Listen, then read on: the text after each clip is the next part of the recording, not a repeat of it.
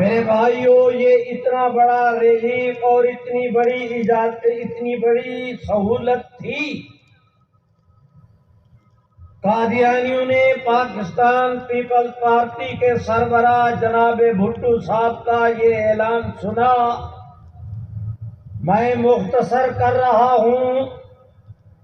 انہوں نے اعلان سنا تو قادیانی جماعت کا اس وقت چیف گرو اور لارڈ پادری، ان کا پنڈت اعظم، وہ اس وقت میرے بھائیوں مرزا ناصر احمد تھا۔ اس ناصر نے ایک درخواست لکھی، 5 کاپیاں کی۔ پرائم منسٹر، وفاقی وزیر قانون، وزارت مذہبی امور، نیشنل اسمبلی کے سیکرٹری جنرل، ان کو وہ درخواستیں بھجوائی گئیں۔ قادیانی جماعت نے اس درخواست پہ موقف اختیار کیا، مرزا ناصر نے، کہ اگر آپ قادیانی ایشو کو، قادیانیوں نے کہا کہ اگر ہمارے عقیدے کو آپ قومی اسمبلی میں زیر بحث لانا چاہتے ہیں تو ہمیں بھی فریق کے طور پر بلا کر، قادیانیوں نے کہا کہ ہمارا موقف بھی سنا جائے، ہماری وضاحت بھی لی جائے۔ اگر آپ نے ہمارے عقائد پر ہمارا موقف سنے بغیر قومی اسمبلی نے کوئی فیصلہ دیا تو وہ یک طرفہ فیصلہ ہوگا۔ میرے بھائیوں، مرزا ناصر کی اس درخواست کے آنے کے بعد 1 منٹ کے وقفے کے بغیر فوری طور پر اگلے دن جناب بھٹو صاحب نے میٹنگ طلب کی۔ مفکر اسلام حضرت مولانا مفتی محمود، آپ حضرات تو اپنے اس جلسے کی بہاروں کو اس حیثیت سے دیکھ رہے ہیں کہ حضرت مفتی صاحب، ان کے رفقا نے محنت کی، تسلسل کے ساتھ اس جد و جہد کو جاری رکھا، اور آج انسانوں کے سروں کا کاٹھے مارتا سمندر ہماری نظروں کے سامنے ہے۔ لیکن میں کہتا ہوں کہ برائے مہربانی چمن میں بہار آنے کے اس موسم میں آپ اسے بھی یاد رکھیں کہ اس وقت قومی اسمبلی سے باہر پوری امت کی سربراہی کا فریضہ سر انجام دینے والے شیخ الاسلام حضرت مولانا سید محمد یوسف بن نوری کا بھی آپ حضرات کے اسی صوبے کے ساتھ تعلق تھا۔ قومی اسمبلی میں محمد عربی صلی اللہ علیہ وسلم کی ختم نبوت کی وکالت کا کام کرنے کے لیے وہ بھی اللہ نے اسی آپ حضرات کے صوبے کے مرد مجاہد، عالم دین، عالم ربانی حضرت مفتی صاحب کا انتخاب کیا۔ میں آ رہا ہوں، تمام مکاتب فکر کی ہم کریڈٹ کے بھوکے نہیں۔ میرے بھائیوں، تمام امت کے تمام تر طبقات نے جو کام کیا، میں ایک ایک کی قدر کرتے ہوئے آگے چل کر نام لینے کی ضرورت پیش آئی تو میں وہ بھی عرض کیے دیتا ہوں، لیکن وعدہ رہا کہ میں اپنے وعدے پر قائم ہوں کہ میں نے گفتگو لمبی نہیں کرنی۔ جناب بھٹو صاحب نے حضرت مفتی صاحب کو میٹنگ کے لیے بلایا۔ حضرت مفتی صاحب مولانا شاہ احمد نورانی، پروفیسر غفور احمد حضرت بھٹو صاحب سے ملنے کے لیے اگلے دن تشریف لے گئے۔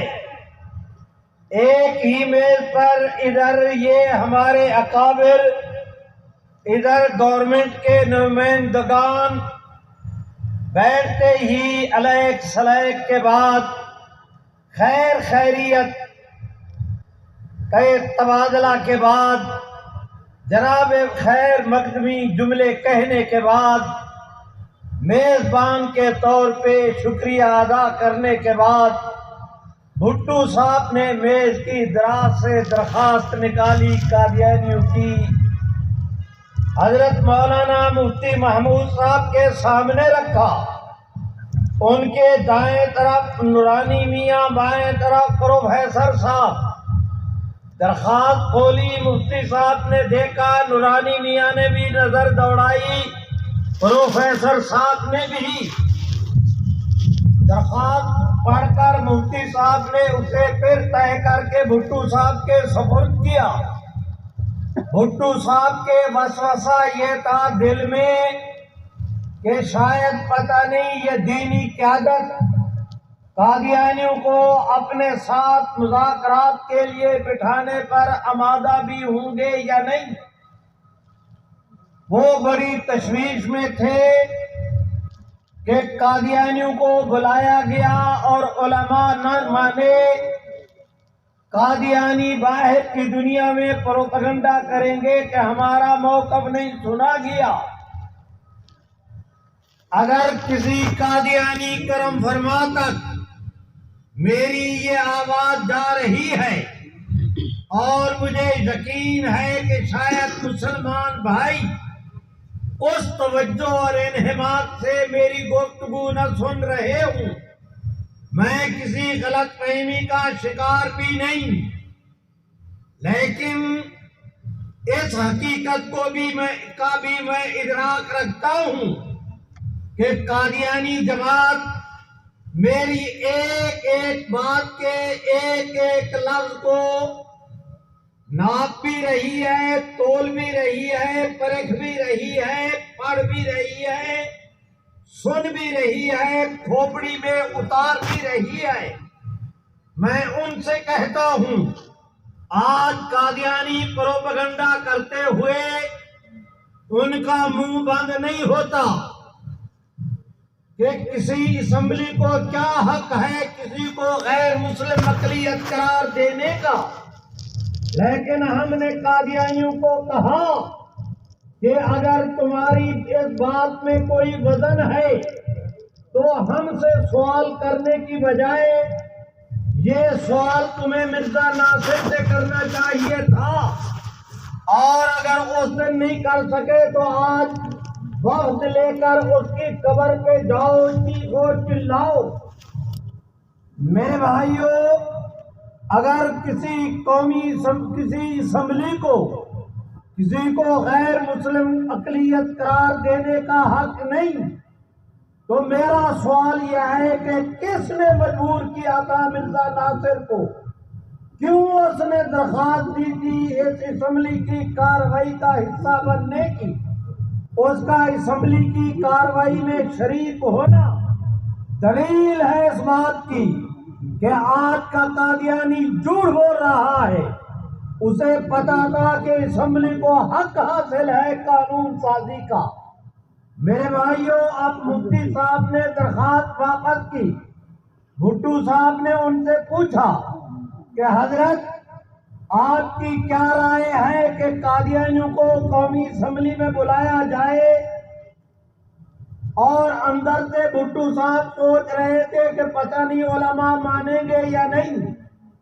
آگے کے مفکر اسلام حضرت مولانا مفتی محمود جیسا بیدار نقد عالم ربانی، انہوں نے ایک سیکنڈ ضائع کیے بغیر بھٹو صاحب کی طرف دیکھا، زیر لب مسکرائے۔ میرے بھائیوں، میں گزارش کرتا ہوں، حضرت مفتی صاحب نے فرمایا کہ بھٹو صاحب، ہم قادیانیوں کو چوکوں چوراہوں میں تلاش کرتے پھر رہے تھے، کوچہ و بازار میں، شہروں میں، کلیوں میں، لیکن یہ قادیانی تو تمہارے میز کی دراز میں چھپے ہوئے مل گئے۔ مفتی صاحب نے فرمایا کہ ہم سے نہ پوچھو، 1 منٹ ضائع کیے بغیر سرکاری سطح پر آپ قادیانیوں کو اطلاع کریں کہ وہ قومی اسمبلی میں آئیں، دنیا دیکھے گی۔ اور مفتی صاحب نے اس طرح کر کے سینے پر ہاتھ رکھ کر سینہ تان کر کہا کہ آپ قادیانیوں کو کہیں کہ وہ قومی اسمبلی میں آئے، دنیا دیکھے گی کہ ہم قومی اسمبلی میں محمد عربی کی ختم نبوت کی وکالت کا کس طرح کردار ادا کرتے ہیں۔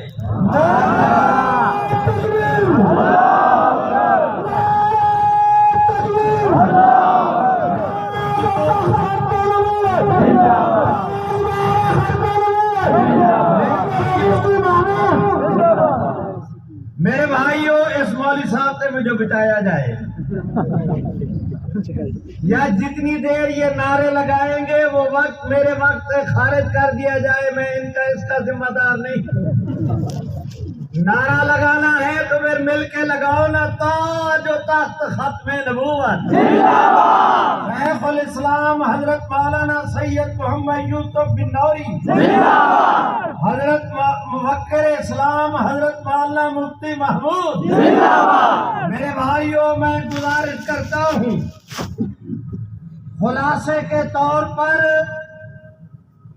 قومی اسمبلی میں قادیانی ایشو پر بحث ہوئی، 11 دن مرزا ناصر پر جرا ہوئی، 2 دن لاہوری گروپ پر، اور آج وہ کوئی صیغہ اعراض نہیں، آج وہ کوئی چھپی ہوئی دستاویز نہیں، سرکاری سطح پر گورنمنٹ نے اس کو شائع کیا ہائی کورٹ کے حکم پر۔ کل تک قادیانی کہتے تھے کہاں ہے قومی اسمبلی کی کارروائی، ہائی کورٹ میں ریٹ ہوئی، ہائی کورٹ نے پابند کیا اسمبلی کو۔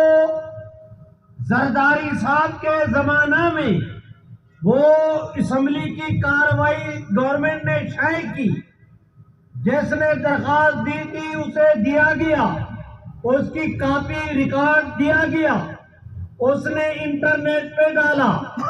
میرے بھائی مولانا قاضی احسان احمد موجود ہیں، انہوں نے ہمیں کہا کہ وہ نیٹ پر آ گیا ہے، یہ اسے اپ ڈاؤن کرنے لگے۔ میرے بھائیوں، ادھر اللہ نے کرم کیا، اسمبلی کی کارروائی کا ایک ایک حرف ملنے کے بعد آپ حضرات کی مسکین جماعت مجلس تحفظ ختم نبوت نے اسے ری پرنٹ کیا، تخریج اور تحقیق کے ساتھ ایک جتنی نئی چیزیں تھیں حاشیے پر لائے، ان بریکٹ لائے۔ اصل متن میں ایک زیر زبر کا بھی فرق نہیں کیا گیا۔ میرے بھائیوں، کارروائی کیا چھپی کہ آپ حضرات کے خیبر پختونخوا کے مخدوم، ہمارے قابل احترام بزرگ رہنما حضرت مولانا مفتی شہاب الدین نے اسے انٹرنیٹ پہ ڈالا۔ میرے بھائیوں، مشرق سے لے کر مغرب تک بلا مبالغہ کروڑوں خلق خدا نے اس کو دیکھا۔ ہم نے قادیانی جماعت کا یہ جو قرض تھا اسے بھی اتارا، ان کا قرض بھی اتارا، اپنا فرض بھی پورا کیا۔ قادیانی کہتے تھے کہاں ہے قومی اسمبلی کی کارروائی، ہم نے اسے چھاپ کے قادیانیوں کے منہ پہ مارا کہ یہ ہے تمہاری نانی، ادھر کیوں پھیر رہی ہے، لے جاؤ اسے اپنے گھر بٹھاؤ۔ آج قادیانی منہ چھپاتے پھر رہے ہیں۔ میرے بھائیوں، میں درخواست کرتا ہوں، آج 7 ستمبر ہے، جناب بھٹو صاحب نے آج سے 49 سال پہلے، اگلا سال 50واں سال ہوگا، ابھی سے حضرت مفتی صاحب کا یہ پیغام لے کر جاؤ، پورے ملک میں نئے سرے سے اگلے سال اس ختم نبوت کے فیصلے کی گولڈن جوبلی منانے کی ابھی سے تیاری شروع کرو، اور آنے والے 7 ستمبر کو میرے بھائیوں زمین آسمان کی فضائیں آپ کے ملک کا ایک ایک پتا محمد عربی کی ختم نبوت کے ترانوں سے گونج جانا چاہیے۔ میں درخواست کرتا ہوں آپ دوستوں سے کہ میرے بھائیوں آج سے 39 سال پہلے جناب بھٹو صاحب نے اعلان کیا تھا کہ ہم قومی اسمبلی کی کارروائی کا فیصلے کا اعلان 7 ستمبر کو کریں گے۔